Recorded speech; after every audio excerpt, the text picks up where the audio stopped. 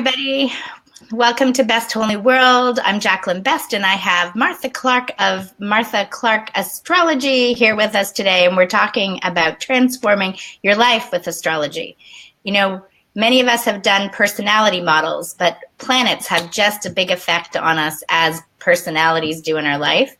And Martha is here to share and enlighten you in so many wonderful ways about how you can be more aware and awake of what's going on in your world. Hi, Martha. Hi, Jacqueline. How are you? Long time no hear. It's nice to be back talking to you. Yeah, you've been jumping all around the world. Yeah. It feels like it when it was really just from Dublin up and down to Cavan and back again. Like, it's funny being back in Boston and having people talking about like the horrendous weather that was predicted last weekend, whereas in Ireland, the whole country ground was standstill last week because of snow. They had like 3 feet of snow, which they haven't had for like decades. Yeah. And when I was back in Ireland, like every morning I woke up to like either snow or ice or frost, and you kind of go, okay, it's cold today, or it's freezing, or it's even more cold. But yeah, I mean, it's very interesting. The theme, looking back on it for the last couple of months, has all been around home. Mm-hmm. And what is your sense of home, and how to clear any work that needs to be done in your home. Like, I thought it was very interesting that you gave me the opportunity to talk in a kind of a slightly different manner for the next couple of sessions. I know we were originally going to talk about Pluto, but Pluto's all anyway about like bringing up the stuff that you don't want to look at to clear it. And sometimes you think you've done that and you don't realize there's more stuff there. And like you're knee deep in it, just doing it. And then you look back and go, oh, that's what that was. Yeah. Like, I mean, what I noticed around the time of the solstice, I did a meditation here in Boston with a beautiful group of women. And what came up was that it's very much a time for women standing in their power. Mm-hmm. And it's kind of softer and gentler than it was like 20 or 30 years ago, where women were like standing up for their rights, their basic rights as women. And standing in your power is a lot more profound and a lot quieter. But it's like, you know, it's been about women standing in their power everywhere. And it has been about women standing in their power in the home as well. Like with my own chart, I just had to look back at what was going on my own chart. And what date do I have here? The 31st of October was when Saturn finally stopped opposing my moon. Saturn had been opposing my moon for about 6 months, I think. And the moon is your sense of home and your needs and your emotions. Mm-hmm. Saturn is discipline and structure and routine. So the opposition was all about, no, it's not happening yet. No, you're not settled yet. No, you think you are. No, you have to move again. So I did. And then in around that time was when I started getting a sense of where I was going to be living in the States. Like, for me, it was the States just started feeling more and more and more like home. I still didn't quite know where I was going to be settling. But for the last 6 weeks of my trip here, I was in the same place. And it just made a profound difference to my astrology, not to how I did it, but just to the ease with which it happened. Because I wasn't spending 20 or 30% of my time looking for the next place to live. Yeah. I mean, people, when I was back in Ireland, when I was at my mum's 90th, people were teasing me. Like, some people were saying, oh, you're still in Kinsale, are you? And I was going, no, I've come back from Boston. And other people were saying, oh, you're still in Italy, are you? It's like, no, I'm in the States now. And you can laugh about it and think, oh, you're a globe-trotting nomad.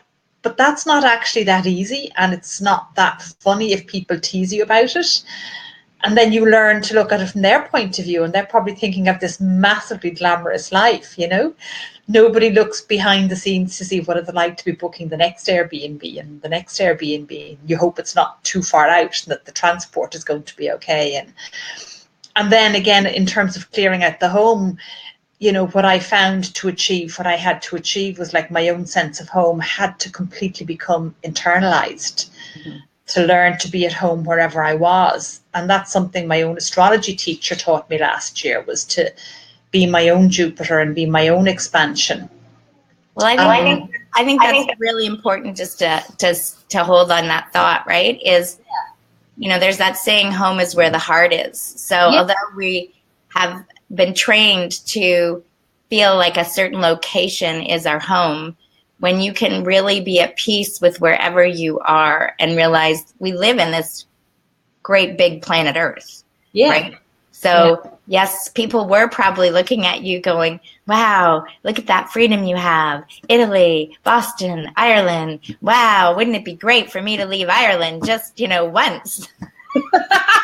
Right?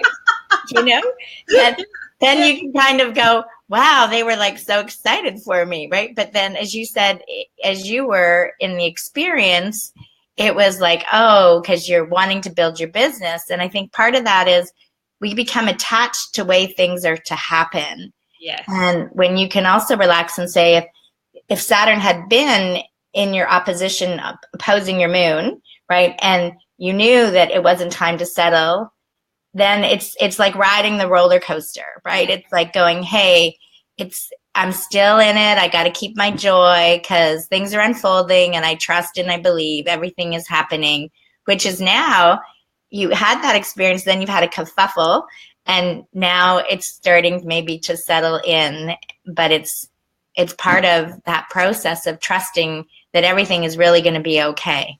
And how did you handle that when you moved to where you're living now in Canada? Like, oh, well, see, for us, there was a most definitely it was the, as I say with my inner guy, got the clear message it was time to leave, and there was the really like this is so this is back in 2013, going, really, I've got to give this up. Like, how is that going to work? Right? Those are the questions so many people, how is it going to work? And then you realize, wow, why do I need to know? Right? Those are the benefits of the next level, is so surrendering and go, you know what, if I really believe, and this is what I honestly feel is going on when you talk about women claiming their power, I think it's everybody, feminine energy is about receiving. So receiving that the universe and trusting that it really does have things worked out for you to your advantage. We've learned all these things about planets and law of attraction, blah, blah, blah, blah, blah, blah, blah.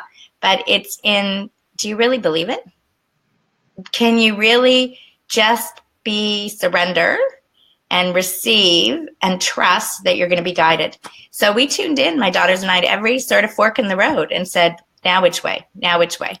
And we just were constantly mesmerized at how we unfolded. There were a couple times where we had breakdowns, like going, oh my gosh, we're not getting clear messages at this moment. Like, let's redo it again, and sometimes, we actually, because it was summer and we were camping, there were a couple nights and stuff that we spent in the car, because we just felt like it's pouring rain and we're not camping and we're like, okay, we're just gonna stay here. wow. And it was all just a sense of, we believed we were always in the right place. So it meant nothing in the scope of it. And it really taught me so much about humility in so many ways, because if I just was in this position that I had been in before, where money was everything, then it would be, I would just constantly just put down the credit card or the money, like I'd have the abundance of the income. But this allowed me to trust and receive on a whole other level. So then I really do feel completely free and abundant in every situation, and everything starts to flow in a whole other way. Wow. So remind me again where you moved from when you moved? We were in Toronto, so I'd spent most of my life in the Toronto area. And if you had asked us, we had said we'd wanted to go north or west, never east. It was never in the equation. But yet east, and this is the difference between being focused, I feel, and attached to a goal, and surrendering to what's in your highest and best, because I've had many experiences where I can attract anything, but it's not necessarily for my best good. Okay. And this was that fact of out east, everything, like to the tiniest details, was orchestrated, and programs and our home and stuff were all started to be built 3 years prior. Face High School, Destiny's College program. So it was like the universe knew we were coming. Everything was being prepared. Wow. But we didn't know. So did you literally get into your car and drive east? Yes. Oh, wow. Yeah, literally. And with the dog, right? Because I was like, don't bring my dog because we're just going to go for the summer or something and come back. We didn't, but literally we just put the stuff in the car. We got rid of everything and we had like a 3,000 square foot house, was pretty much cleared out everything. A few things we're like, if you can carry it, it's $20. And we make jokes out of the things that we departed with. And we're like, yeah, we got rid of that, for that. And okay. But that there is always a bigger and better plan. And there is. Yeah. Well, it's like when I came back to Boston, because I'm only back just over a week, and I was staying in, because I had the offer of accommodation for a while when I came back, and that fell through. So I was literally booking the hostel in the centre of Boston, like the night before I left Dublin. Mm. And then when I left the hostel to come to the Airbnb that I'm in now, I was kind of going through my possessions again, and I was going, oh, my Italian silk dresses. Oh, I love them. Oh, I love them. Oh, I love them. But they're a bitch to iron. So I left them in the hostel, and today I'm kind of going, do I have time to go back and see if they still have them? And then you're kind of going, no, you left them there. That's telling you something. You need to leave room for even more beautiful dresses. Yes, and that's such a great way. I laughed so much when you were talking in the 10 days inner guidance about how your daughters started giving away really expensive Christmas presents when they were like small, and you were saying, no, you can't do that, and they were going, yes, we can. Yeah. And I think that's the stuff that we have to get back to being present to. Yeah. It's really, do you love what you're doing? Do you enjoy it? Or is it bringing up crap, right? And sure, there's most definitely times where you're in the mud, in the mud, or the But it's the intention and the feeling of being in there. Yeah. Are you feeling like this is totally, completely gonna pull you all the way down, or are you knowing you're really experiencing the shit? You're like, really getting into it, almost like having a mud fight, and then it's gone. It's over. Oh, yeah. We had so many of those, my daughter and I, when I was back in Ireland. And like what kept me going through it was like what I had built in Boston, and knowing that I had that to go back to. And like the sympathy and the empathy and compassion I had for my clients back here was beautiful. It really was. And it just really held me, because my daughter and I, we had so many fights and rows, and I just kept looking beyond those and thinking, okay, this is healing, and there's a purpose behind this, and we need to express this, and we need to clear the air. And one of the things I learned was like, it was actually okay to be angry. It was okay to be furious, and you can still love each other after it. And I think that's what I was taught in Italy. Like the Italians will scream and roar at you, and then they'll be hugging you, buying an ice cream like 2 hours later. And like it's why the word depression, I never heard people use that word once in Italy, because they're expressing their emotions all the time. Mm-hmm. Whereas the Irish, it's like it's the stiff upper lip, and it was the reaction to David's death. It was like, oh, she's strong, she'll get through it. And it's like, well, how much have you cleared yet now? And how much have you done now? And I'm thinking, like, it's not about that. It's about this process that has to be gone through, and it takes however long it takes. Mm-hmm. And when we were clearing and sorting through his house, and I like to think that astrology helped me do that in kind of in the right way, and in a respectful way, and in a compassionate way. And then, fun as well. All the things that had to be fixed, and we were cursing him. And then we discovered the odd thing that he had fixed, and you go, there we were too hard on the guy, discovering like, oh, he did insure the car until May. And like nobody prepares you for what it's going to be like when somebody that you loved so much, so deeply, and were so close to, just goes just like that.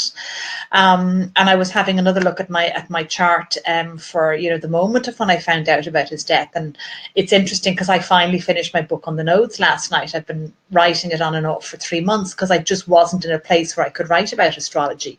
And again, I know my clients understood. I just wrote about other things instead. But what was I looking at? Jupiter was semi-squaring my moon. Mm-hmm. So when Jupiter contacts a planet, it's often the gateway to the other world and the gateway to God, because Jupiter is about God and the next world. And then the North Node is like, it's your soul's purpose. It's what your soul is here in this lifetime to learn. So and a square is like it's the challenging aspect. So like that's what was going on in my chart when I found out that he died, and that's not necessarily when he died, and that's not what was going on in his chart.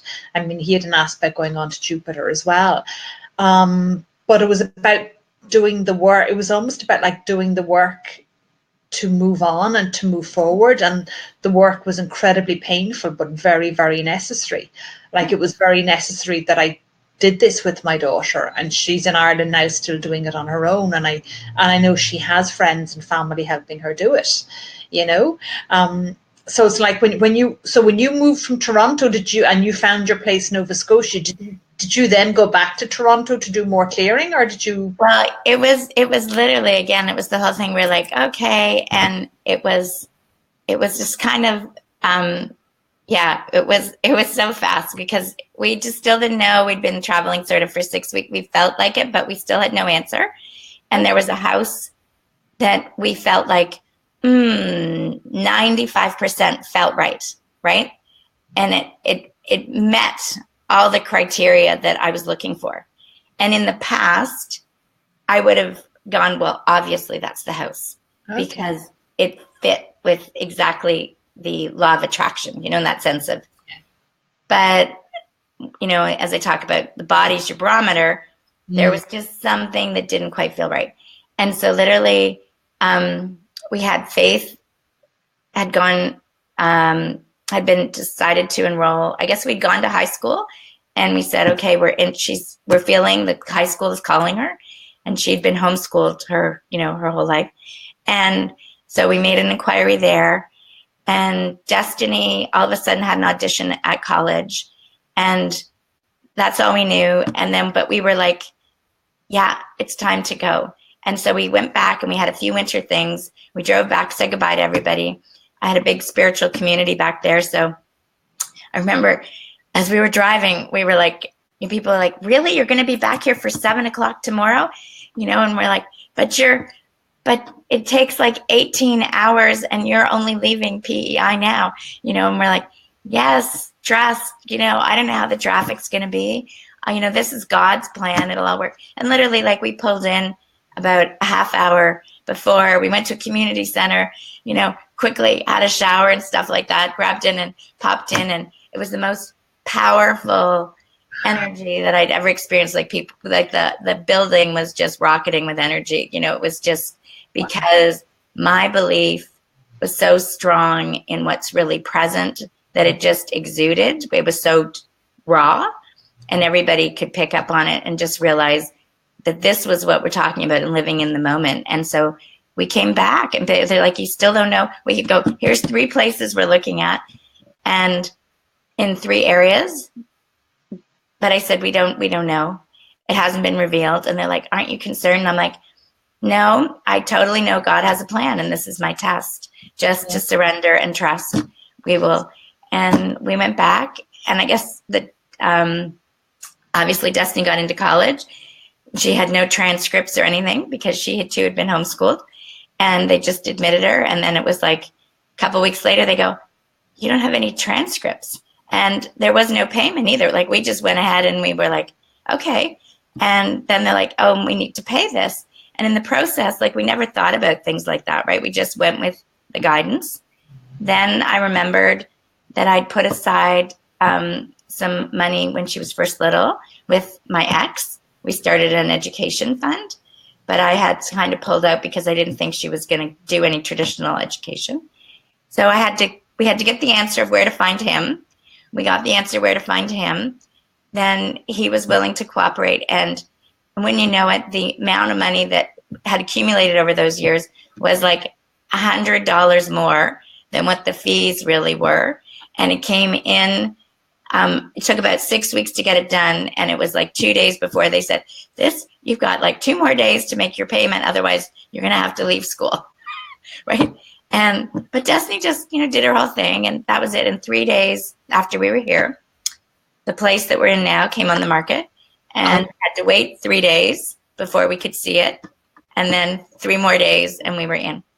So the place you're living in wasn't originally on the market when you okay, yeah, Right. that's what I'm learning to let go of as well. It's like last night I was coming back from a networking event in Boston, and the old me would have said, oh, I only met like 8 people there and I only met one good contact. Whereas now I'm kind of going like, I met an amazing woman who wants me to go and do astrology consultations out in Rhode Island. I mean, come on, That's come Rhode on. Island's pretty. Yeah. Okay, you might have to travel a lot, but like you actually like buses. So I'm like learning to turn the traveling around. Like I'm going to Hyannis today now to see this house share that I know is where I'm going to be living, and it's 2 hours on the bus, and I'm thinking, yeah, but I can get loads of work done. I can get loads of writing done on the bus for the 2 hours, because I was going to leave my laptop behind. And then last night I was looking at like, but look at where you are now compared to where you were 5 months ago. Look at all the clients you have here. Okay, you don't know where you're going to be living next week, but it's going to be revealed in the next couple of days, and then it'll all be fine. And any of the other places I looked at, if they didn't work out because there was something better there for me, and that's the big thing that I've been learning. Like Saturn, because my own Pluto Saturn transit, which I talked about and wrote about so much, finished on the 28th of November. And I kind of knew to expect an aftermath, because that's literally like it's the death of everything in your life that's not relevant to who you're going to become. And it's the stripping away of absolutely everything, including certainty around where you're going to be living and including certainty around money. And certainly I saw the impact of that, like for the 2 years that I went through that transit. And like one of the things I did while back in Ireland was like stand in my power in relation to the banks and their ridiculous interest fees and things that they're charging me. And I'm kind of going, okay, I'm handing all that over to a solicitor, and I've done that. And, and I'm still kind of like, figuring the answers to, what way to do things morally there. And you're going, well, that's okay. That answer will come in time as well. And what's coming up is, and it's funny because, the session that I had with you at the beginning of December, like what kept coming up when I was in Ireland was like you saying, well, you never know, you might get a great immigration guy. Well, I did. The immigration guy I got coming back was okay. And I'd forgotten until about 2 weeks beforehand that in Dublin they do pre-immigration. Okay. And I went, oh shit. And I went, like, I bet it's going to be way tougher in Dublin than most other cities in Europe. Mm-hmm. And after I got through, I checked and Googled it, and apparently it is. And I was so nervous from lack of sleep and everything going through immigration anyway, because there's like 6 different stages you get to before you finally meet the guy. Okay. And you're standing there wondering, which one am I going to get? And then you're put in a box, and it's box number 5, therefore you're going to get this guy. And oh my God, he grilled me. And I could see he didn't quite know what to make of me. And I was kind of going, I better not say I'm an astrologer, not just yet, not this time, I'll say it. And he was going, and who's covering your shifts, ma'am? And I'm going, I don't know. And then you see, and he started asking me like, when was the last time I'd been to the States? And of course, I assumed that he knew I hadn't been before, except for the one previous time. And then you realize, actually, this guy doesn't know that. And then you don't know, do they log it on their computer when you go in? Mm-hmm. And then you don't know, do they log it on their computer when you go back? And then you hear all these horror stories, and then you go, well, this guy's probably going to be okay. And but there was a 20-second session where it could have gone either way. It was 20 seconds where, I just knew he was thinking I need to ask her a few more questions. And then you could see he didn't know what else to ask me. Because I just kept saying I have loads of friends in America and I'm going back to see them all again. And I was there for like 90 days, and then I'm back for 2 months. I'm only back for 2 months this time. And then you go, well, that's the truth. I mean, what I've learned is like to speak the truth all the time. Mm-hmm. And to speak your utter truth all the time. And the big thing I've been learning is like, even if your truth is, even if it means admitting being imperfect or being over emotional, if that's your truth, that's okay. And that's one of the most empowering things I've learned from working with you, and then also from working with Stephanie, because that's one of the things I was constantly told back in Ireland, oh, you're over emotional. And I'm going, yeah, but like a man I loved for 14 years has just died, and like I'm going to fucking be as emotional as I want about it, because there's no guidelines for this kind of grief. There's absolutely none whatsoever. And out of it has come huge, ultimately, I mean, the peace isn't there yet, but creativity has come. And what's come out of it is the knowledge of like, I'm not going to go and start living somebody else's life on their behalf, because the temptation to do that, to carry his legacy of paintings into the world, was really strong. And then you go, well, maybe that's my daughter's journey. Maybe I'll help her. It'll probably be a journey for both of us, but not just yet. You know, because the old me would have gone, okay, you know, I need to carry his legacy to the world. Whereas then what was coming through was like, no, what about your art? Yeah. So what's coming up for you when I'm saying that? I see you. I believe it goes back to when you were talking about before you left. Yeah. That women coming into their power, right? Which is, you're coming into your power. You were given a choice, really, to look back and go, this is, as you said, the old me would have said, oh, maybe I should be helping his legacy, right? Whereas you are now going, no, this is my life. What do I want to do in my life? I want to live in the States. I want to be surrounded by people who, you know, respect and empower me and support me, and I thrive in that community, you know, and I have great clients, and that's, so you were choosing what you wanted. And to me, that was that time of December was very much, as we came through the solstice and things, to decide really, as the energies came into January, the same ideas. What do you really believe in about life, and what are you really choosing? And it's not like this external power. This power source is inside you, and it's giving yourself permission. And in order to give yourself permission, you had to release all this other stuff that was probably totally generational, because Ireland's probably, in a sense, a little similar to Prince Edward Island, is that some things don't leave the island. Okay. Oh, that's interesting. Yeah. Right? Like, it's like they can be this great idea, but other, like, it's like people and ancestors just don't leave. You know what I mean? Stuff doesn't leave. You don't cart off. Like in Toronto, I could put a chair when I was done with it at the end of this, you know, at the end of the driveway, and somebody would pick it up. In Prince Edward Island, it's not like all the furniture can get moved off the island. You know what I mean? Like, I keep forgetting you're actually on a physical island, are you? Yes. Hey. And is there a bridge to the island? Yes, there is a bridge. Okay. Yeah. That's interesting what you said about islands, because and the whole generation and ancestral stuff came up with Stephanie, and I'd worked with her like last summer, and I couldn't quite remember what she said, because I knew it had been like life-changing at the time. And what she had said was, she said, like, you know, your ancestors don't like what you're doing. They don't approve of what you're doing. There's some very, very strong woman in your family line who does not approve of what you're doing. And when I had my session with her on Monday, and I'm just still processing how much it's changed me. I mean, I feel like this massive big rock inside me of grief and loss and pain and suffering has just melted. I feel like I had Niagara Falls frozen inside of me, and it's all melted and gone. I really, really, really do. Because like all of last week, it was like, you know, oh shit, you know, if I'm not legal here within 90 days, then I'm going to have to go to Montreal or Toronto. I'm just going to have to. I'm going to have to get a job teaching English. And I had checked with some Canadian immigration company who said, like, congratulations, because I speak French, German and Italian. And they were going, congratulations, you can get a job teaching English in the kindergarten. And then I'm thinking, I don't fucking want to do that. But I do want to go to Canada, but I want to see Canada. And it's kind of, but you can do that within your 90 days as well. You can just go to Canada for like a week. You can see Montreal, you can see Toronto, and you can come back to Boston. Because I think women are so, if I do this, then I can't do that. Or if I have this, then I can't have that. And that's not necessarily an astrological thing. It's very much a generational thing, because that was what it was like 50 years ago.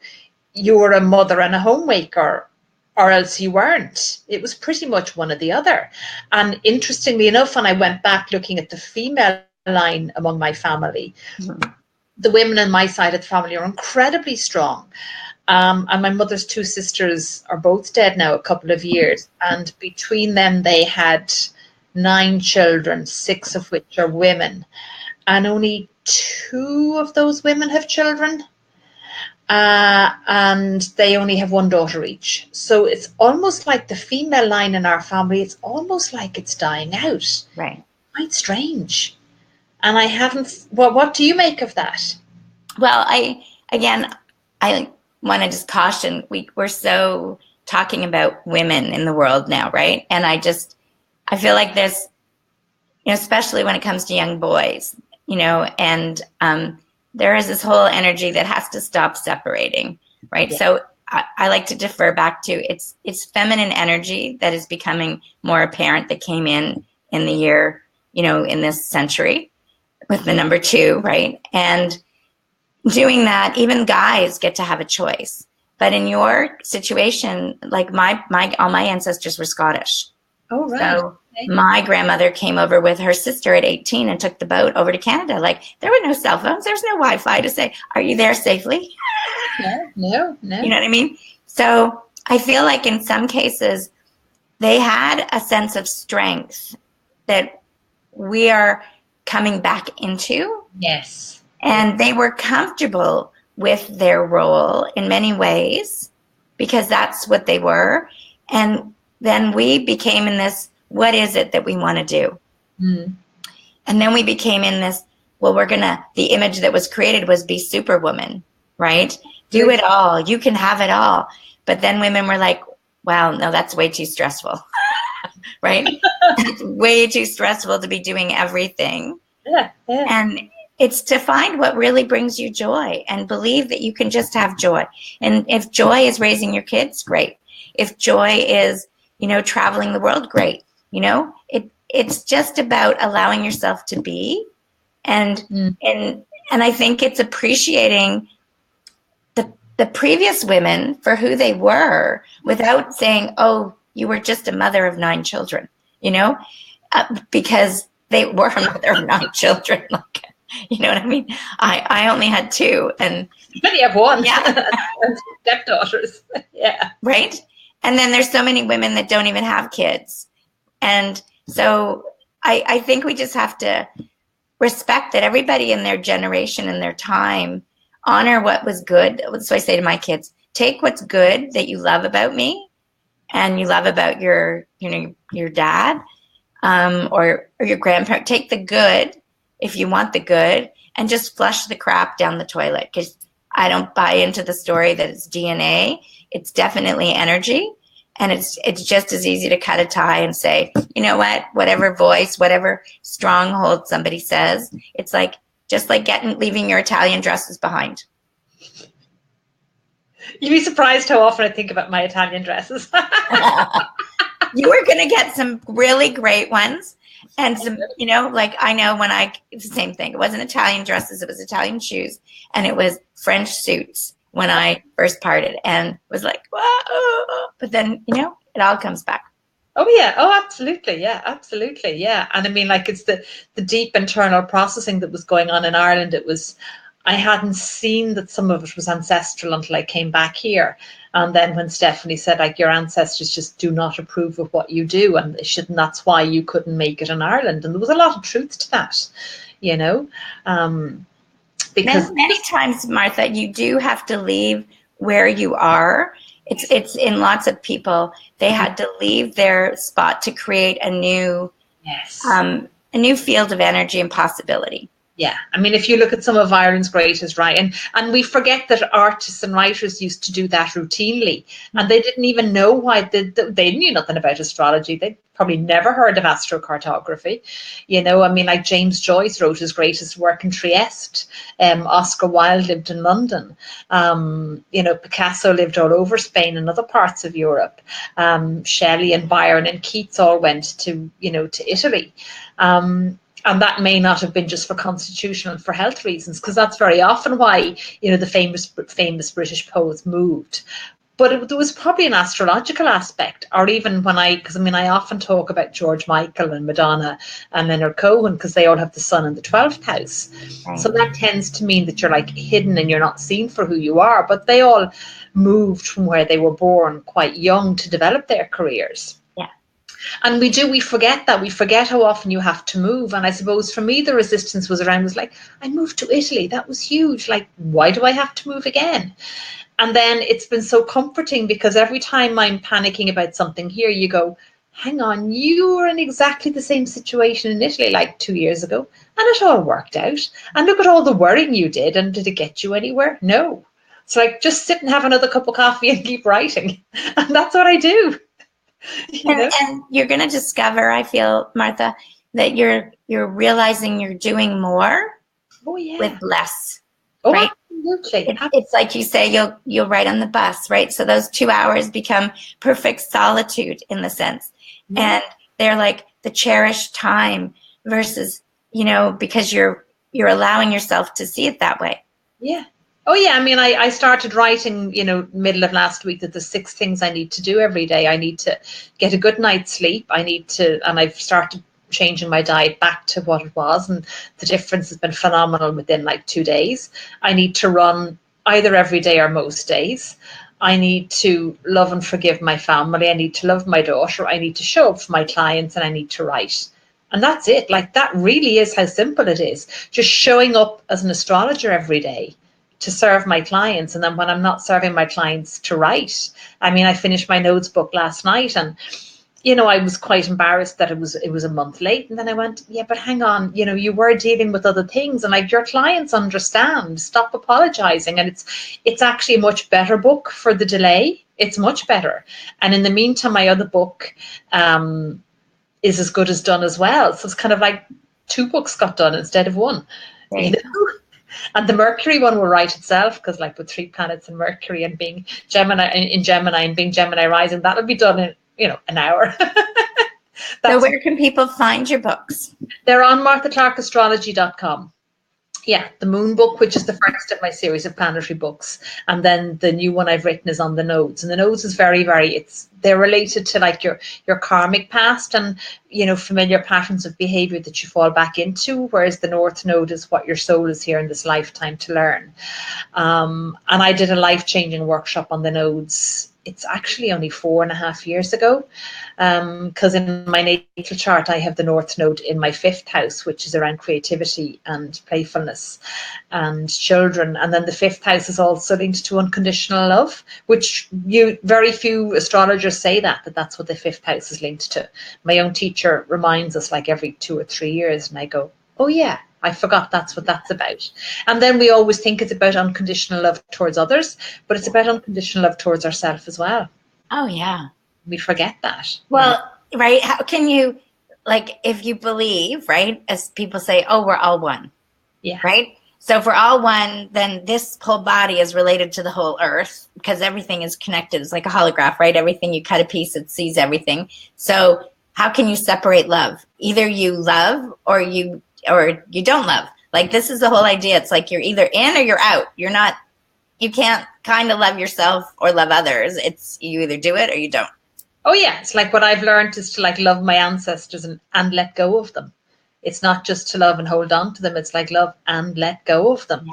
And for me, it was very much the final purging of the last of what's in Ireland. I mean, I have like, I don't know, about 3 astrology notebooks and 2 or 3 other things, and that's it. And they can be posted over anytime I want, and that's it.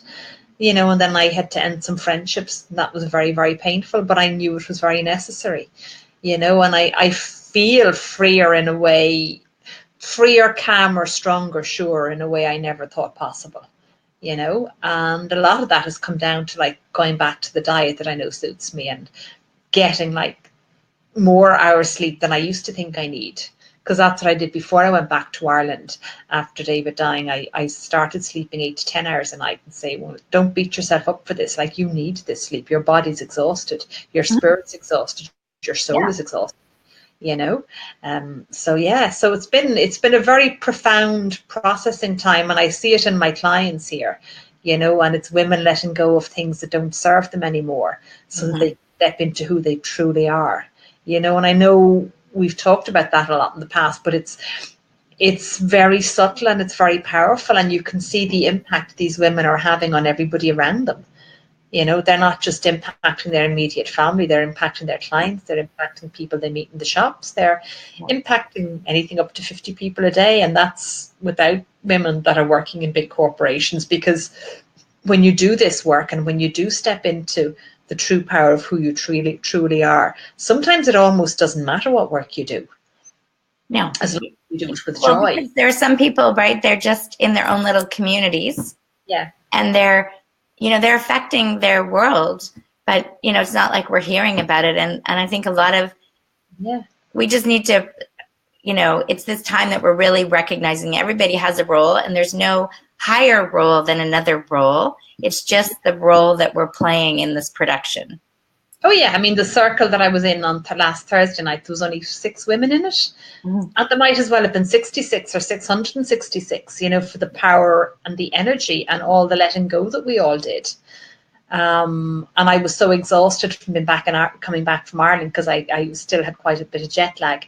And I came back here and I slept for, 12 hours. And then the next day it was as if, the trauma and the pain and the grief was still there, and I hadn't realised how much it was still there. But thanks to the session I had with Stephanie, it just got released and released and released, and I know there's more releasing to come. And that's the other power, is like knowing that you have to kind of go inwards a bit more to release more, to be able to step up for who you truly are, Yeah. No, it's that, I did a little video the other day on, there was a little bit of ice still on the path. And I was saying, so sometimes that's what it is you come across and people are frozen, right? And the sunlight is shining on the ice and the ice is melted, and then the ground was still frozen, right? It was still hard as rock, but it didn't have the ice there. And then it eventually, will start to, the sun will penetrate and the ground, and it'll get mucky, and you start to make some inroads. And that's how it is as we share and we're spreading the love. Is I know totally with in so many situations where when I first do work, it's just like I've cracked the shell. I've cracked the shell so that they're starting to get this new feed of energy. And that's why I feel it's so important to just keep tuned in, because the more you tune in, you're allowing that crack to grow and to melt. Just like you said, that was such a beautiful metaphor, that you felt like Niagara Falls was frozen inside you. Absolutely. And now it's just been released. Oh, yeah. And it's like the 10-day inner guidance really helped me. And I didn't do every single day. I think I did 7 or 8 days, and just tuning in and seeing what was happening with the other women there. It was amazing. It really, really was. So Tina is just saying hi, and we're just going to say hi back to Tina too and wish her well, because Martha, here is another. Tina lost her house in Hurricane Harvey. Oh, yes. Houston, and she has had the same thing, beautiful metamorphosis, and she's about to move into her new, wonderful new farm this weekend. So prayers and everything out to you, Tina, that everything goes beautifully, smoothly. But yes, this is, again, physical manifestations of how. Yeah, because we do need to feel secure where we live to manifest what we want to manifest in life. We absolutely do, because like where you live is like, it's so primal, it's so linked to your moon and to your survival instincts. Like, we need to feel safe, warm, clean, dry, well fed, well nourished, and their basic human needs, and their basic human rights. And so many people don't even have that in the world, and like that's why being back in Ireland is always so hard, because we have this accommodation crisis that is so unnecessary. There's like 200,000 vacant houses in Ireland. Like, why do we have an accommodation crisis? And then I go, that's their ancestral stuff. I just have to let go of that, And yeah. Ireland is ire, right? Ire is means anger. It's, yes. Right? So it's, when you say about how much, anger that had to come out, you had to go back to release all this anger, and that just poured out, and it melted, and you cleansed, and now you're about to embark on your new life and find this new home. And maybe it keeps flowing to new places. It's a journey, but you're free, aren't you? Oh, yeah. I mean, there's been such a strong draw towards Cape Cod anyway. I mean, it's somewhere I've wanted to go and live for about 20 years, ever since I discovered Anita Shreve, and I just love all her books. And then, like, as I started putting it out there and putting it out there and putting it out there, and then after the session with Stephanie, because she had said, like, you need to just, like, write. You need to, like, lock yourself away and cry for 3 days and write. And then she said, that'll probably do it. And I went, okay, I'll do that. And then on Monday, I slept so well on Monday, I kind of went, okay, well, I will do just a couple of things. because on the Sunday before I had the session with her, I had done some work, and I felt better for having done some work, because I felt I was starting to take charge of my life again and not be as overwhelmed by my emotions. Right. And then after the session with her, I went, okay, I'll just ring the couple of house shares in Hyannis and see what the story is. Yeah. You And know? poof. Yeah. So Yeah. to your new house, to Tina's new house, to everybody else's new home that's coming your way, whether that's just in your state of consciousness where you're at right now or a physical new space, it is a beautiful day, and I wish you all wonderful well. And we'll be back next week with Martha on transforming your life with astrology. Thank you so much. Okay.